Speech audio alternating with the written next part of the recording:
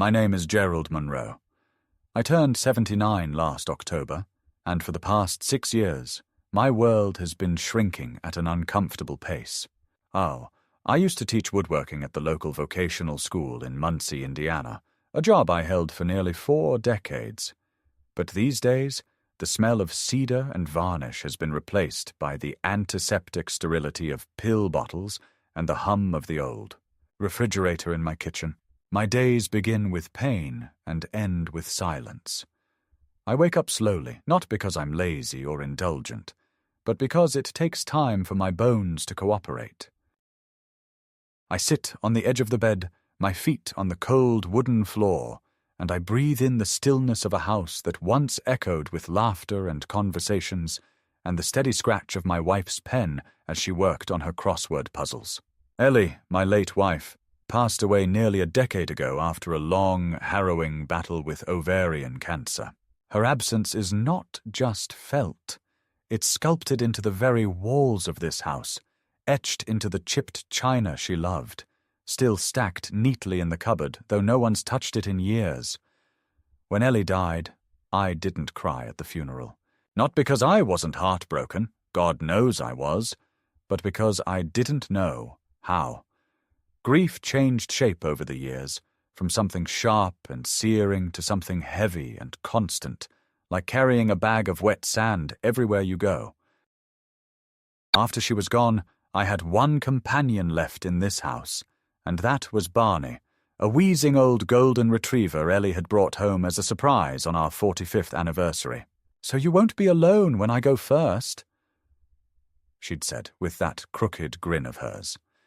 It was a joke at the time, one of her darkly comic jabs at mortality, but in the end it was the most foresighted thing she ever did. Barney outlived her. He stayed with me through the long winters, curling beside my legs on the recliner, snoring like a miniature engine.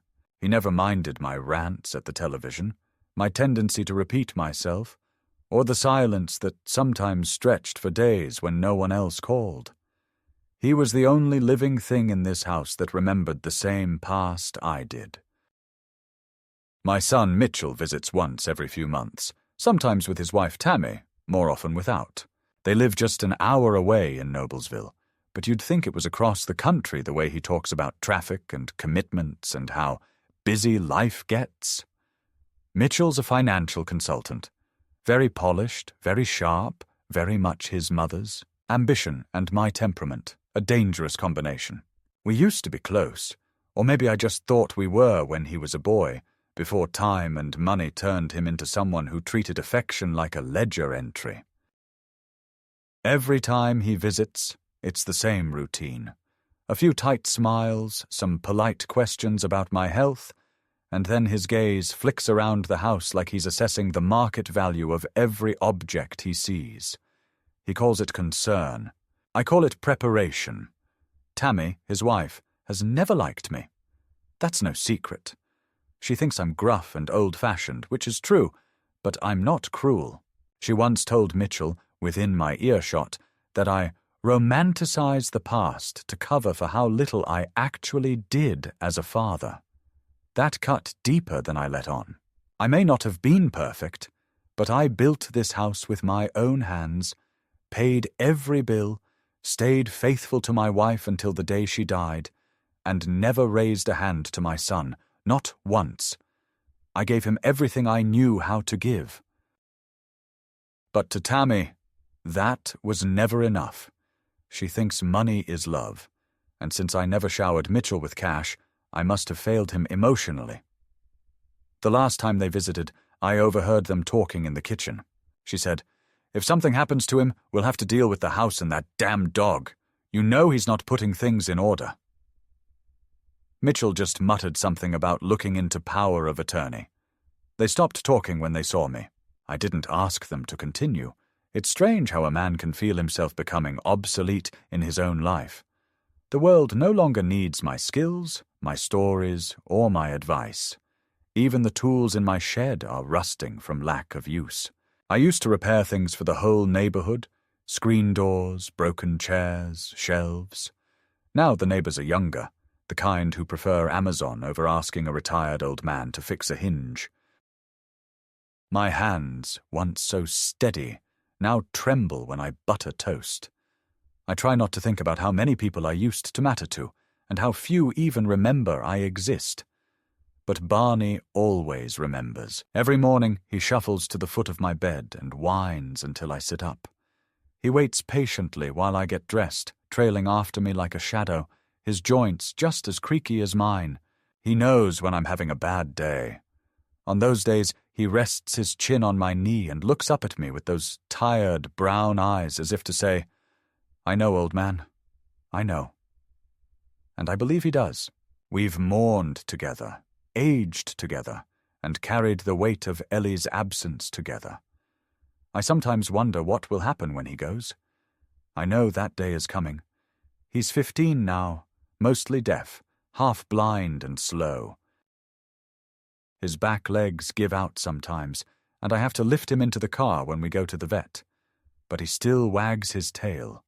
He still greets me like I'm the center of the universe. No one else does that. And so, despite the mounting bills, the doctor's warnings about lifting weight, and my son's subtle suggestions that I should consider rehoming him, I hold on to Barney like a man gripping a lifeline. Because he is one, I don't have much left. No travel plans, no hobbies worth mentioning, no social clubs or bridge nights, just Barney, the cold mornings, the creaky floors, and the long shadows of memory. And when I pray, which I still do every now and then, I don't ask for health or forgiveness. I ask for one simple thing, to die before the dog. Because if Barney goes first, I don't know how much longer I'll last without him. But as it turned out, I didn't get that wish. Something else happened. Something that changed everything. And not just for me. It was a Tuesday morning in late March when the pain in my chest first became impossible to ignore. I'd felt a dull ache before, a kind of tightness that crept in when I was walking Barney around the block or shoveling light snow from the walkway. But that morning it was different. It came like a fist, full and sudden, pressing into the center of my ribs and radiating upward into my jaw, my arms, my back. I remember gasping, not out of fear, but surprise, as if my own body had decided to betray me without warning. I sat down heavily on the floor in the hallway, one hand on the wall for balance, the other pressed to my chest, and I remember Barney barking, circling me, then resting his head against my arm as if trying to anchor me in place. I didn't black out, but I must have lost time, because when I finally gathered enough sense to reach for the cordless phone on the side table, the sunlight had shifted noticeably across the living room carpet. I called 911, and my voice must have carried some note of urgency I didn't intend, because they were at my door in under 15 minutes. The paramedics were young, polite, efficient, and far too calm. One of them called me sir, with such mechanical cheer that it made me want to laugh, even as he strapped wires to my chest and took my blood pressure. They told me I was lucky. Not a full heart attack, they said, but close. Severe angina, dangerously high blood pressure, and signs of arrhythmia. I needed observation. I needed tests. I needed to come with them. And so I did, carried out on a stretcher past Barney, who barked sharply, panicked, his paws scraping uselessly at the hardwood floor as if trying to follow me out the door. I called back to him, tried to reassure him, but the door shut before I could finish my sentence. The hospital stay was longer than expected. What was supposed to be a one-night observation turned into a 5-day ordeal of tests, scans, monitoring, and a small surgical procedure to place a stent. The staff were professional, overworked, and forgettable. The food was terrible. I hated the smell of the place. Bleach and sickness and loneliness. And I hated the way no one really looked at me when they talked, like I was just another bed to check off on their charts. I had one visitor, Mitchell. He came on the 3rd day, brought coffee I couldn't drink and flowers that made me sneeze. He stayed for exactly 27 minutes. I know this because I stared at the clock the whole time. He sat on the plastic chair beside my bed, scrolling through his phone between stilted questions about how I felt and what the doctors had said. I asked him how Barney was. He hesitated, said Tammy had taken him to a specialty place because he was having trouble adjusting and seemed distressed. I asked what kind of place. He shrugged. A holding facility, he said vaguely. Not a shelter exactly, but a place where older dogs can be evaluated for rehoming or hospice care. The words landed like ice water. Rehoming? Hospice care? Barney wasn't dying. He was old, yes, but not dying. I asked why they hadn't just kept him at their house. Mitchell muttered something about allergies, that Tammy's sister was staying with them, and she was extremely sensitive.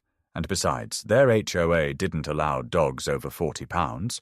I stared at him, stunned, but he avoided my eyes.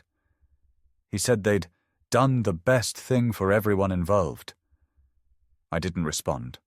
I was afraid if I did, I'd say something I couldn't take back. When I was finally discharged on the 5th day, I stepped out of the hospital with a paper bag full of prescriptions and a heart heavier than when I'd arrived. I'd told Mitchell not to pick me up. I needed a cab, I said. I needed a moment to myself before I faced the silence of my home. The ride was quiet. The cab driver didn't speak, and I was grateful. When we pulled into the driveway, I noticed that the porch light was still on, burning pointlessly in the morning sun. I paid the fare, walked slowly up the steps, and opened the front door. The house smelled different, cleaner somehow, but unfamiliar. Too much lemon, too much artificial lavender. Someone had come through and scrubbed everything, but in doing so, they'd erased the comfort of my lived-in mess. I stood in the living room for a long time, just breathing. No paw sounds, no jingling collar, no Barney. I called his name once, stupidly, and heard the echo of my voice bounce off the walls. I called Mitchell, straight to voicemail. I tried Tammy. She answered on the second ring, sounding surprised, like she hadn't expected to hear from me so soon. I asked about Barney. She sighed, said that unfortunately there had been some complications, that the facility had deemed him unsuitable for rehoming due to his age and condition, and that they had made the decision to euthanize him. Her voice was clipped, rehearsed, like someone reading off a script they didn't quite believe. I didn't scream. I didn't cry. I just listened. When she finished, I thanked her for letting me know and hung up. Then I sat down in my recliner, the one with the worn armrest Barney used to rest his head on, and I stared at the blank TV screen for what felt like hours. It wasn't just that Barney was gone. It was that they had decided without me, without even calling, without asking what I wanted or what I needed or how I felt. They had taken the one living connection I had left in this world and disposed of it like it was a broken appliance, a nuisance to be cleared out. I couldn't breathe. I felt like I was underwater, drowning in a current of betrayal. I opened the cabinet where I kept Barney's leash, his bowl, his old squeaky toy shaped like a duck. Everything was gone, even the photos on the fridge, the one of him and Ellie in the backyard, the one of him dressed in a ridiculous Santa hat one Christmas, all gone. As if he had never existed, as if they had erased him not just from the house but from my life, from my memory. That night, I didn't sleep. I sat in the dark living room with a blanket over my knees, listening to the ticking of the grandfather clock and the occasional creak of the settling house. I thought about Ellie, what she would say, what she would do. She would be furious, I knew that. She loved Barney as much as I did. I imagined her voice, scolding Mitchell, calling Tammy a snake, telling me to stand up for myself. And that was the moment it shifted. The grief calcified into something else. resolve. I wasn't going to let it go. Not this time. They had taken too much from me already. My dignity, my autonomy, my home. And now, they had taken Barney. But they had made a mistake. A small one. Maybe they thought I wouldn't notice. Maybe they thought I was too old or too slow. But I noticed. In their rush to cleanse the house of every trace of him, they missed one thing. A tag. Barney's old collar tag, the one with his name and my address on the back, had slipped under the bookshelf by the door. I found it that night while searching for his spare leash. It was tarnished, but the engraving was still clear. And suddenly I knew Barney wasn't gone. At least not the way they said. Something wasn't right. And I was going to find out what. I began my search with the stubborn determination of a man who had nothing left to lose.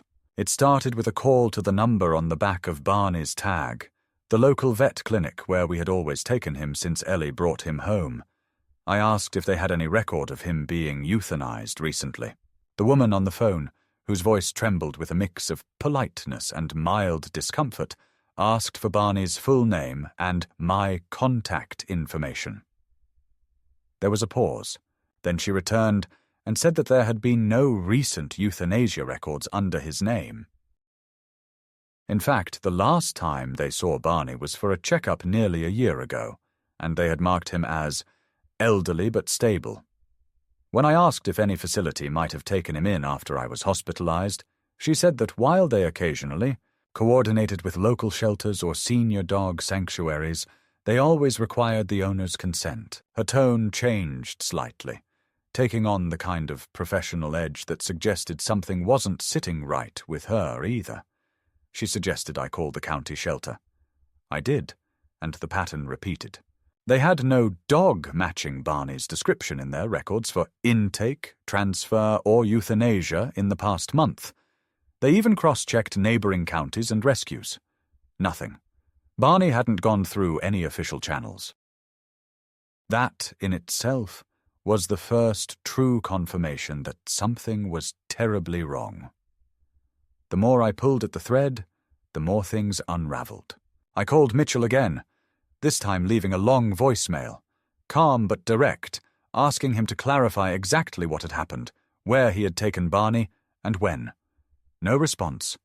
I waited a day. I tried again. Finally, I called his office, pretending to be a client. His secretary informed me he was on a brief personal hiatus and that any inquiries could be directed to his partner. That sent a chill through me. Mitchell never took time off unless it was for some premeditated purpose.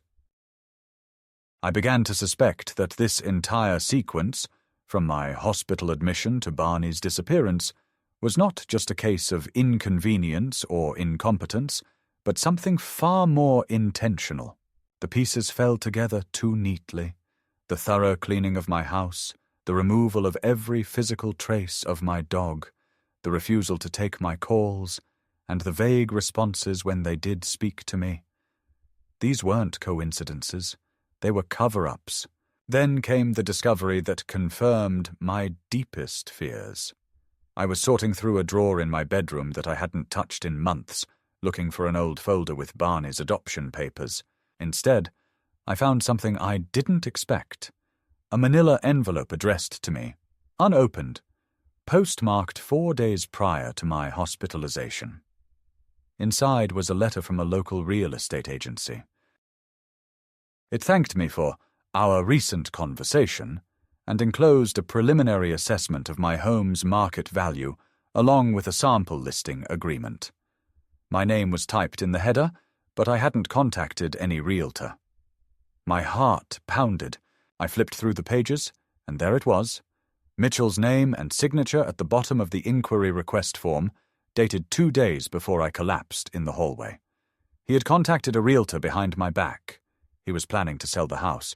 That evening, I walked the perimeter of my property in the fading light, my steps slow and deliberate. I stopped at every corner, every patch of garden Ellie once planted, every window that had once framed her silhouette. I tried to imagine it gone, empty, someone else's. I tried to imagine my name removed from the deed, erased like a chalk mark. I thought of all the birthdays, anniversaries, and winters in this house. Of Barney lying under the table during dinner, of Ellie humming while she folded laundry, of me carving wooden toys for the children we never had. This wasn't just a house. It was the last structure in my life that still held any meaning, and Mitchell, my own son, was planning to sell it. I called my neighbor Ruth. She was in her 70s too, sharp-minded and discreet, and she had lived 2 houses down since before Mitchell was born. I asked her if she'd seen anything unusual during the week I'd been in the hospital.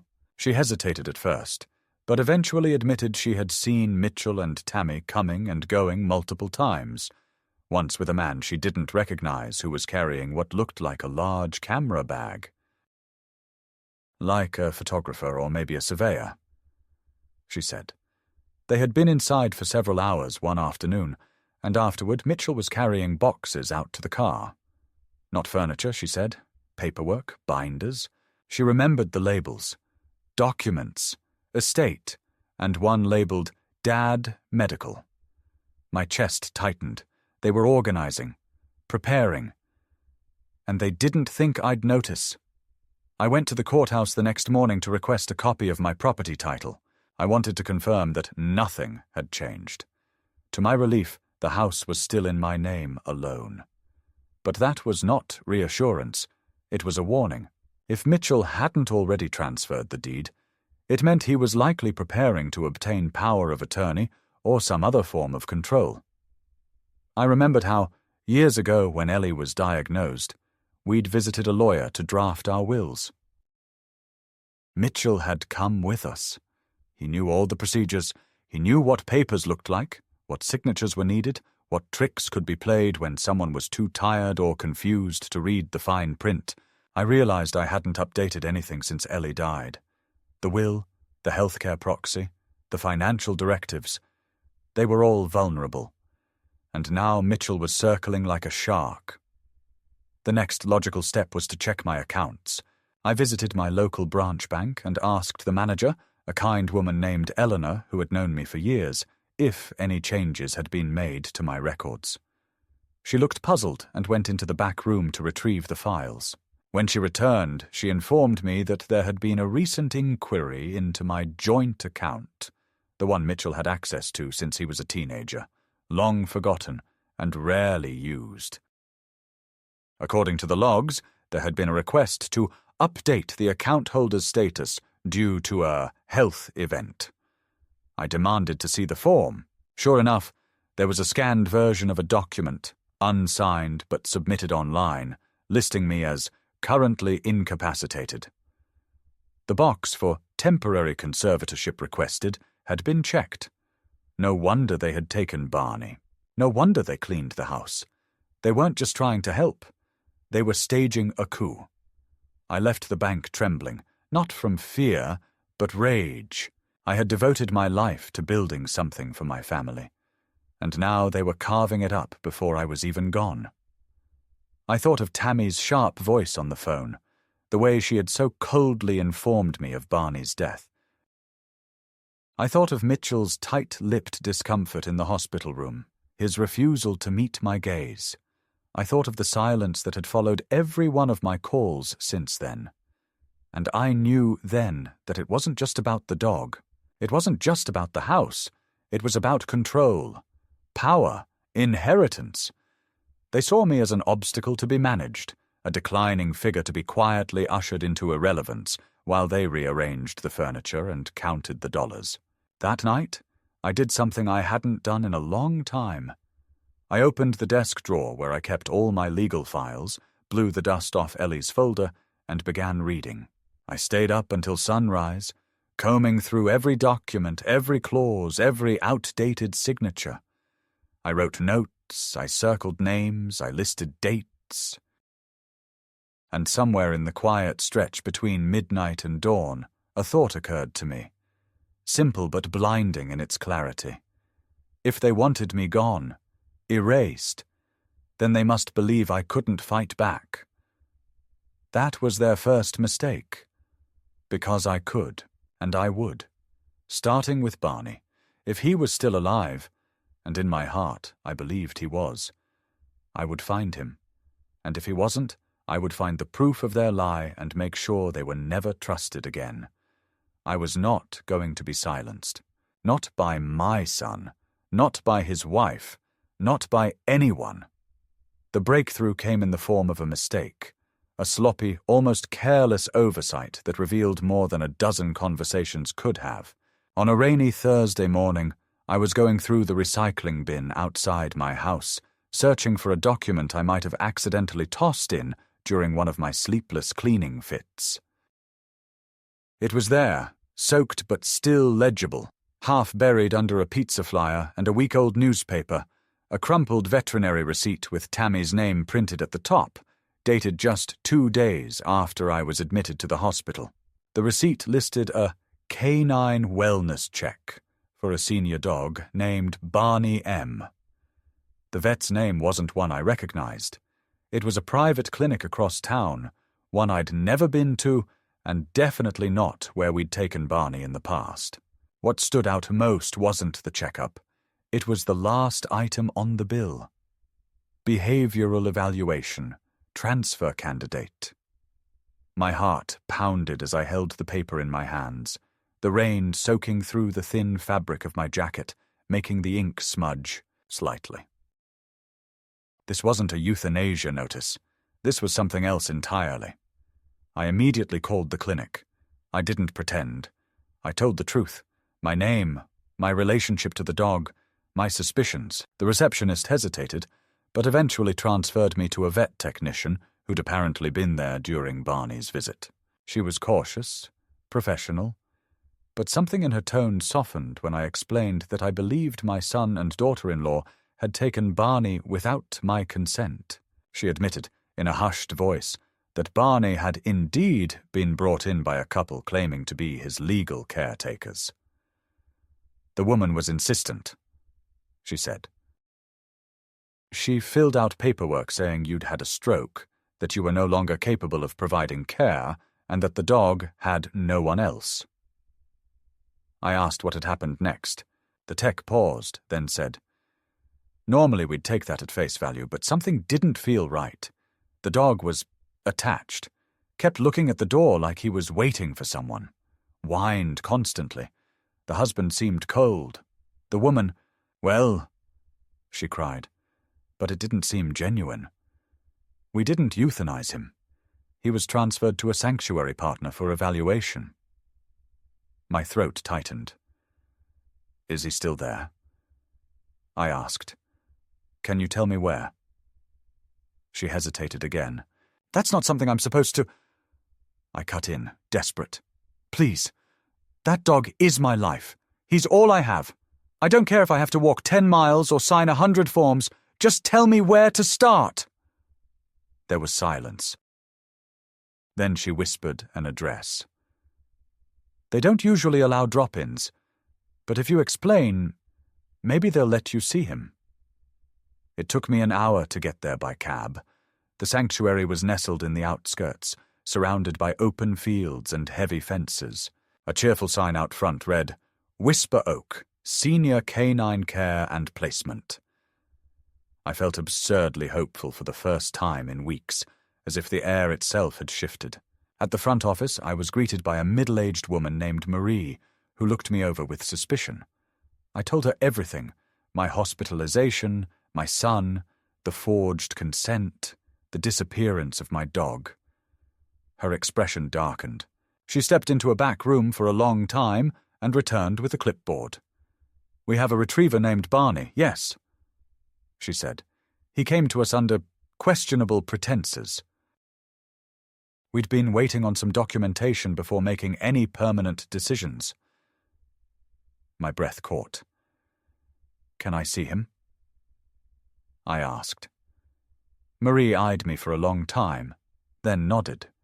She led me down a long corridor lined with clean kennels. The space smelled like disinfectant and peanut butter. My heart thudded with each step. And then, around the corner, I saw him. Barney. Lying on a padded mat, his head resting on his paws, his fur thinner than I remembered, but unmistakable. As soon as he saw me, he stood up, staggered slightly, and then let out a low, guttural bark, followed by a whimpering cry that broke something open inside me. I dropped to my knees. He barreled towards the gate, tail wagging so hard his whole body wobbled. I pressed my hand to the metal, and he pressed his muzzle to the same spot, whining, eyes bright with recognition. I could barely speak. Marie stood back, watching silently. After a minute, she unlocked the gate. Barney came straight into my arms, licking my face, nosing at my pockets the way he always did when he knew I had treats. I held him, and for the first time in what felt like years, I cried. Not from grief, not from rage, from relief. We sat together in that room for a long time. Marie brought paperwork. I signed every form they had. Proof of ownership, veterinary records, ID. They asked for a modest donation for care and boarding. I gave them triple. As we were finishing, Marie said, almost offhandedly, "You know, we've seen a few cases like this lately. Family members trying to rehome pets when someone ends up in the hospital, sometimes for money, sometimes just out of convenience. It's always ugly. But this was personal." I nodded, unable to speak. Barney sat beside me, his head resting on my shoe. Marie added, "They didn't expect you to fight, but you did. That dog knew you'd come." I took Barney home that evening. He was slower, yes, more fragile, but he was still mine. We both limped up the porch steps, side by side like old soldiers returning from a war they didn't expect to survive. Once inside, I laid out his blanket, poured him fresh water, and sat beside him until he fell asleep, snoring gently. The house felt different now. Not full, but no longer empty. But my relief was short-lived, because now I knew the extent of their deception. Now I had proof.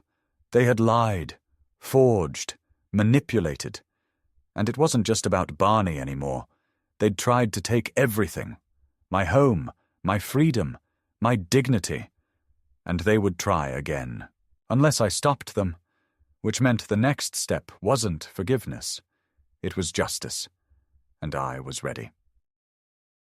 When I brought Barney back into the house, something inside me had shifted, an internal tremor that wasn't going to stop until the ground beneath Mitchell and Tammy's schemes crumbled.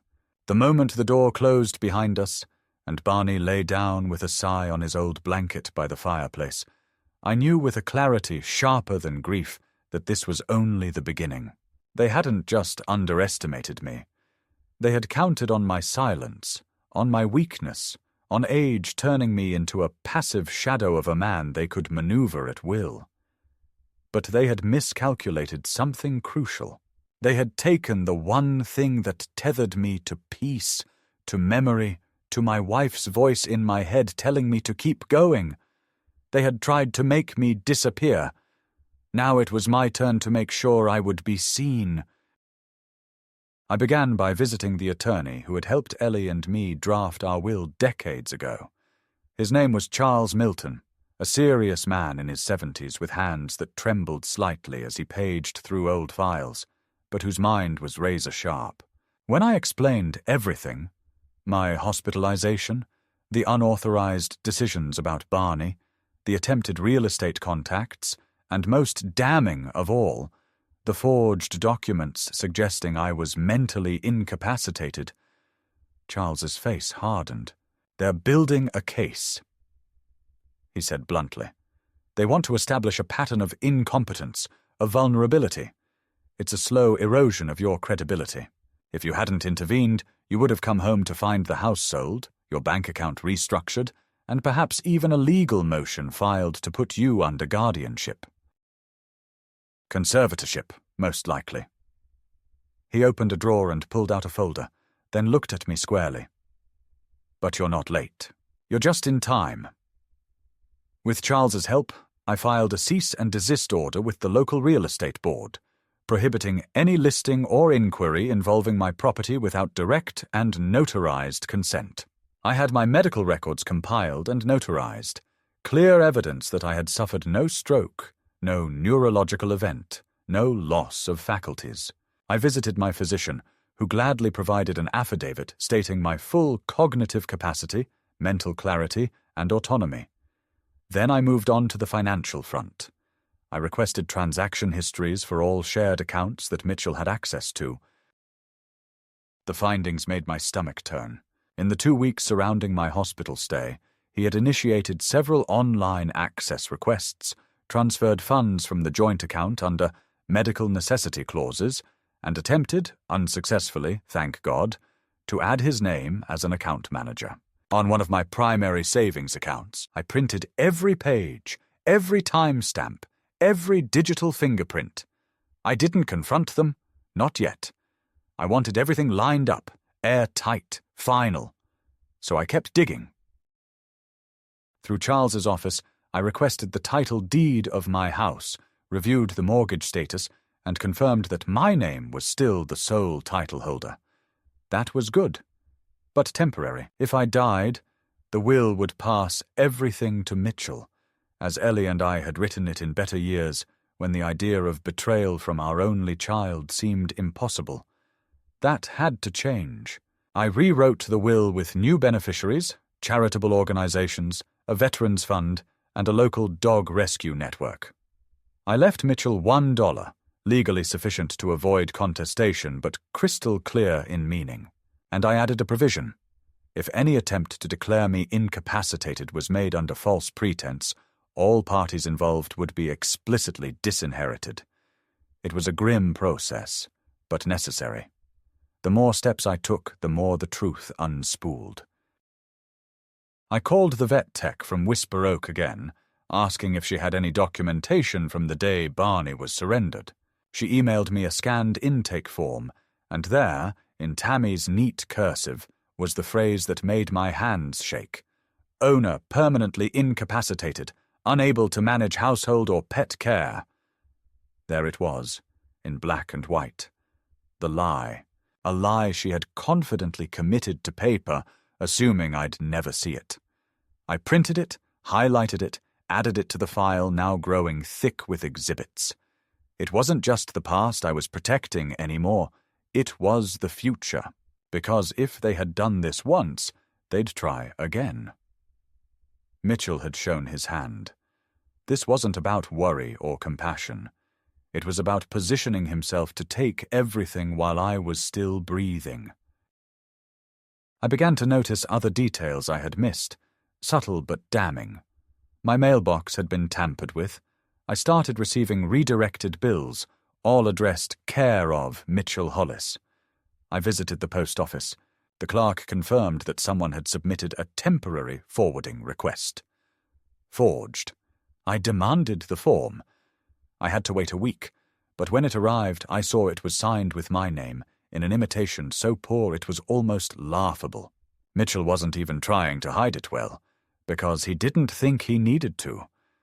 When I finally decided to act, I didn't go quietly.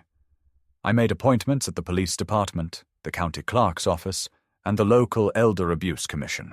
I handed them all copies of the same folder: receipts, medical letters, the intake form from the dog sanctuary, the forged postal form, financial transactions, the vet affidavit, and even Ruth's statement about seeing Mitchell with a real estate agent. During my hospitalization, no one dismissed me. They listened. They took notes. They opened case numbers. They promised follow-up.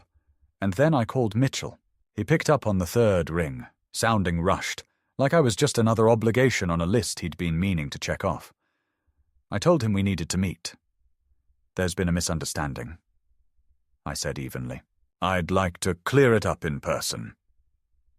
He hesitated, then agreed to come by the house the next evening. When he arrived, Tammy was with him. Of course she was. She walked in like she owned the place, her eyes darting across the room as if measuring what still might be salvaged. Barney growled at her from his spot by the fireplace. She flinched. "Nice to see you too," she muttered under her breath. Mitchell looked older than I remembered. More lines in his face, more grey at the temples. But none of that softened what I saw in his eyes. Calculation. Worry. The look of a man who knows the ground beneath him is beginning to shift. I didn't offer coffee. I didn't ask how they were. I sat down in my chair, the legal folder in my lap, and began to speak. I told them everything. The vet, the clinic, the sanctuary, the forged consent form, the redirected mail, the bank account inquiries, the real estate contact. I laid it all out like a prosecutor before the court. They didn't interrupt at first. Mitchell's face paled, and Tammy's hands clenched and unclenched in her lap. When I mentioned the intake form from Whisper Oak, she snapped. "We were trying to help." She hissed. "You're an old man living alone with a crippled dog and no supervision. You could have died on that floor and no one would have known for days." "That's not your decision," I said, my voice level but cold. "That's not your right.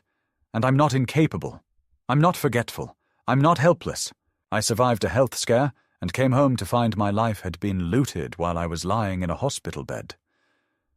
Mitchell stood up. "You don't understand how complicated this has been. We were trying to plan for the future, for your sake, for everyone's sake." "You mean you were trying to ensure you didn't have to wait?" I said. "Trying to put everything in place so that when I did die, or if I didn't, you could just move in and take over." "And you didn't care who got hurt in the process. Not me, not even the dog." Tammy scoffed. "You're being dramatic. No one died. You're still here. The dog's still alive. What do you want from us? An apology?" I opened the folder and pulled out a copy of the legal notice. "I want you to stay away from me. I've filed complaints with the police and with Elder Protective Services. There are ongoing investigations. If I find any more attempts to access my financial information or interfere with my property, I will pursue criminal charges. You are no longer part of my legal affairs. You are no longer welcome in this house." They didn't speak as I handed them the final page, a notarized notice of disinheritance. Mitchell stared at it, his mouth open, then looked at me as if seeing a stranger. Tammy's lips curled. "You think this is over?" she said. "You think you've won because you made a few calls and printed some letters?" I looked her dead in the eye. "Number, I think I've won because I'm still standing, and because Barney is lying over there, alive, because I didn't believe your lie." Mitchell grabbed her arm. "Let's go," he said. "We'll talk to a lawyer." I smiled faintly. "You'll find they've already heard from me." They left without slamming the door. That would have required conviction, and they had none left. Only fear, only the slow, dawning realization that their future plans had collapsed under the weight of their own arrogance. I sat there for a long time after they were gone, staring at the papers in my lap, Barney snoring beside me. I wasn't angry anymore. I was something better. I was done. The morning the certified letter arrived, the sky was heavy with clouds, thick and unmoving, casting a dull greyness over the entire street. It seemed fitting, as though the world itself had paused, waiting for what would come next. The letter had the unmistakable weight and texture of legal paper, too stiff to be casual, too official to be ignored. I opened it with hands that trembled less from fear than from a slow, measured anticipation. The kind a man develops when he's been preparing for battle, not of fists, but of signatures and intentions. Inside was exactly what I expected.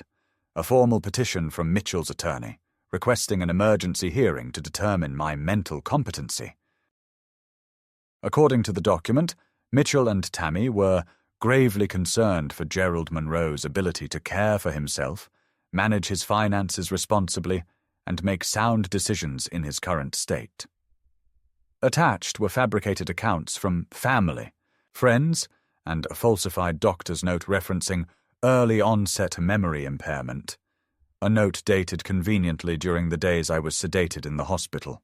They hadn't even used the name of my actual physician. They had found some other willing signature, a friend of a friend, likely, someone licensed but ethically flexible.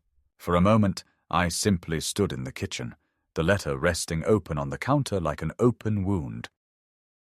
I looked down at Barney, who had limped into the room behind me and was now resting his chin on his paws, his cloudy eyes watching me with the patience only a dog can truly offer.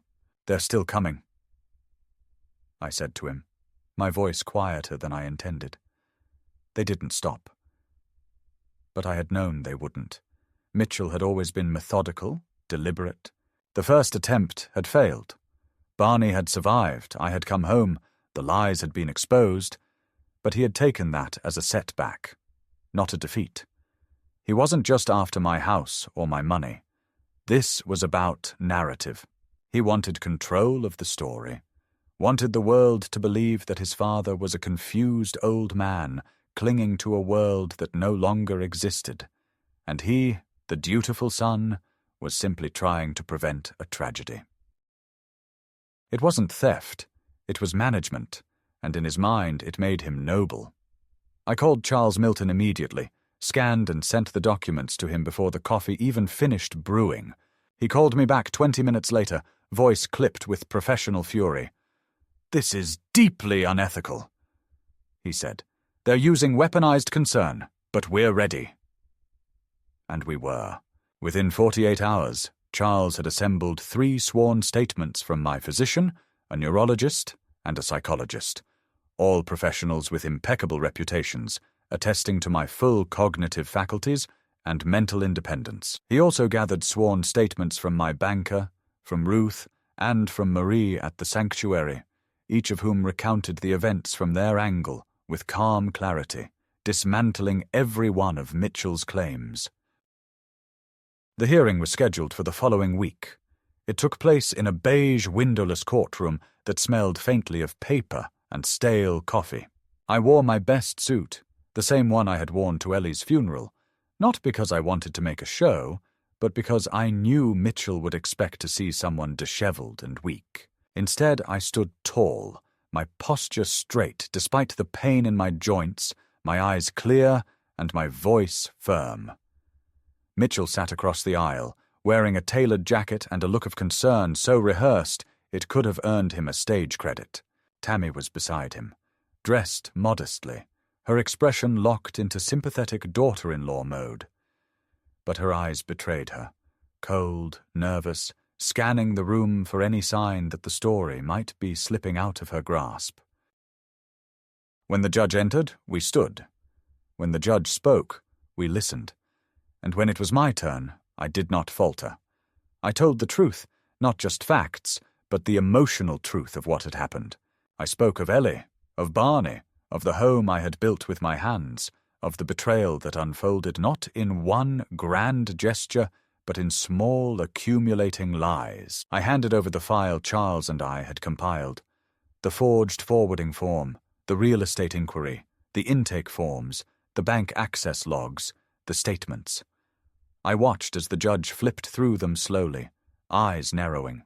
And when Mitchell's lawyer stood to rebut, he faltered almost immediately. The judge asked questions that he could not answer. When asked why no formal diagnosis had been sought from my own doctor, the lawyer mumbled about logistical delays. When asked why Barney had been rehomed under false pretenses, he claimed miscommunication. The judge did not look convinced. Mitchell took the stand. He spoke about stress, about worry, about his fear that I was isolated and refusing help out of pride. He painted himself as a concerned son, trying to do the right thing. I watched him carefully. He had rehearsed every word, every pause, but the truth was a muscle he had not used in years, and it showed. The judge asked him directly why, if his concern had been genuine, he had not contacted my physician or allowed me to retain legal counsel before initiating actions that affected my assets. Mitchell stumbled. He said he thought he was allowed. The judge tilted her head. You thought you were allowed to act on behalf of a legally competent adult without permission? Mitchell said nothing. The decision came at the end of that day. The judge ruled that I was fully competent and that the petition for guardianship was not only denied, but dismissed with prejudice. She warned Mitchell that any further attempts to circumvent my autonomy would result in legal sanctions. She recommended that I pursue charges of elder fraud and forgery should I wish to do so. And then she said something that I will carry with me until my last breath. She looked at me, not through me, but at me, and said, Mr. Monroe, I hope you understand that this is not common. Most people in your position don't have the clarity or the courage to defend themselves against their own blood. But you did, and I respect that. I nodded, unable to speak. Afterward, as the courtroom emptied, Mitchell stood near the exit, his jaw tight, his eyes red, not with remorse, but with humiliation. Tammy was already pulling on her coat, her face rigid. I didn't approach them. I didn't need to. They knew. The illusion had shattered. The father they thought they could quietly erase had stood up, spoken out, and been believed. They had failed, not just legally but publicly. Their story had been weighed and found wanting, and I had mine back. Barney was waiting for me when I returned home, his tail wagging weakly, his body rising with effort. I knelt beside him, ran my hand along the ridge of his spine, and whispered, We're all right now, boy. They can't touch us anymore. He looked at me, his eyes milky but trusting, and let out a long sigh before resting his head on my knee. The sun had broken through the clouds at last, and though the house was still quiet, it no longer felt like a tomb. It felt like a place that had been defended and reclaimed. And in that moment, I understood something I hadn't before. Justice isn't loud. It doesn't always come with gavel slams or headlines. Sometimes it's just the sound of your own heartbeat, steady and free, in a house that still belongs to you, with the dog who remembers everything. It's been 6 months since that day in court, and the house is quiet again, but this time not with dread or emptiness. The quiet now feels earned, like the calm after a storm that nearly tore the roof off, but ultimately passed, leaving the foundation intact. I still wake early, not because of any particular obligation, but because I've learned that silence in the morning can be a kind of victory. The old kettle takes its time to boil, the sunlight creeps slowly over the porch rail, and Barney lies curled on his blanket by the fireplace, breathing gently, his presence as grounding as ever. He doesn't move as quickly now, and some days his appetite fades, but he's still here. We both are. That's no small thing. Since the hearing, Mitchell hasn't called. Not once. No emails, no letters, no surprise visits. Part of me expected a second act, a new strategy, a sudden apology packaged in legal caution. But silence was all he gave me, and strangely I was grateful for it. Tammy, too, disappeared from the edges of my life, as if her role had been retired along with the story she tried to author. There was a time, not long ago, when I would have grieved that silence, interpreted it as finality, the last nail in the coffin of a father-son bond that should have outlived everything else. But I don't grieve it now. I understand it for what it is, a form of justice. Not revenge, not retribution, just a closing of accounts. They didn't get what they came for, and they knew better than to return. That, in the end, was enough. I had Charles help me close the joint bank accounts, revoke every access permission, and establish new financial protections that couldn't be tampered with. The will has been sealed and filed, with clear stipulations that no contest or challenge can undo the choices I made.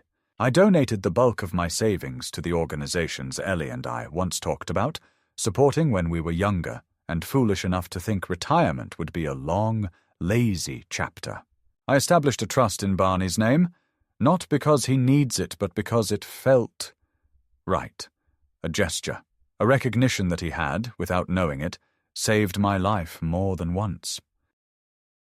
If anything is sacred in this world, it is the loyalty of a dog who never stops waiting for you to come home. Some afternoons I walk the perimeter of the property. Slower now, with a cane I once swore I'd never use. I trace the edges of what I nearly lost. The garden Ellie planted has grown wild in her absence, but I don't cut it back. I let it bloom as it wants to, as she would have. Birds come more frequently now. There's a woodpecker that returns each morning to the same corner of the roof, persistent as death but less intrusive. I've begun feeding the strays who drift through the neighborhood, something I used to think would be a nuisance. But lately I find comfort in their transient trust. They come, they eat, they go. They owe nothing. And yet they return. I've thought a lot about forgiveness, whether it's owed, whether it's useful, whether it changes anything. I don't know if I've forgiven Mitchell. Some days I think I have. Other days I see the empty space on the mantel where his family photo used to sit, and the absence feels heavier than the frame ever did. I don't hate him. That would require energy I no longer have. But I don't miss him either. I miss the boy he was, the one who used to follow me around the garage, asking questions about nails and measurements, who cried when his first dog died and asked me if souls went to heaven. That boy is gone. Maybe he left long before this happened. Maybe I'm mourning a ghost I invented. But the man he became, the one who lied, who schemed, who tried to bury me before I was cold, I don't mourn him. I simply turn the page. Ruth still visits. She brings banana bread and scolds me for not having a new phone. Sometimes we sit in silence, drinking tea, watching the trees shift color. Other times she tells stories about her grandkids, about her late husband, about old neighbors who moved away and were never heard from again.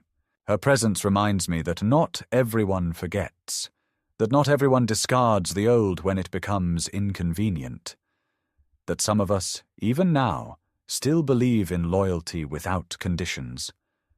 Barney won't be with me much longer. I know that. His breathing is shallower now. His eyes are almost fully clouded. He doesn't bark anymore, but he still presses his head into my leg when I sit down. He still wags his tail, weakly, when I wake in the morning. And every night, before bed, I kneel beside him, rest my hand on his back, and whisper, "You did good, boy. You kept me human." I don't know what will come after he's gone. The house will be quieter, yes. The routines will collapse. The silence will return. But it won't be the silence of defeat. It will be the silence of having endured, of having stood when I could have fallen, of having spoken when I was meant to disappear. I am not the man I was before all this. I am older, I am slower, but I am no longer afraid. And when the end comes for me, and it will as it comes for all men, I will meet it not with regret, but with the knowledge that I protected what mattered, that I didn't go quietly, that I didn't let my story be rewritten by those who forgot who I was, and that somewhere, in the records of a small courtroom in Indiana, there is proof that Gerald Monroe lived, resisted, and, in the end, remained.